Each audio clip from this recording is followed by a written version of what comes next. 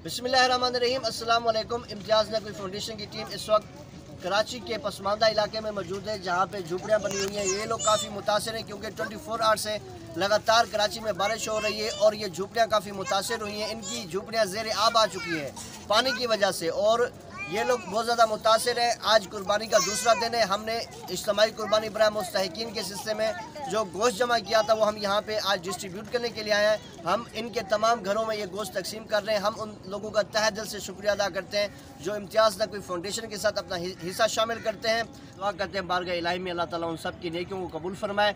ये गोश्त इन झुपड़ियों में रहने वाले लोगों के लिए इंशाल्लाह आज हम डिस्ट्रीब्यूट करने के लिए। ईद का दूसरा दिन है। जैसा कि आप जानते हैं कराची में कल रात से लगातार बारिश है। ये लोग इतने ज़्यादा परेशान हैं। इनकी झुपड़ियाँ पानी की वजह से जो है काफ़ी मुतासर हुई हैं और गोश्त के डिस्ट्रीब्यूशन के लिए इम्तियाज़ नकवी फाउंडेशन के रज़ाकार यहाँ पर मौजूद हैं।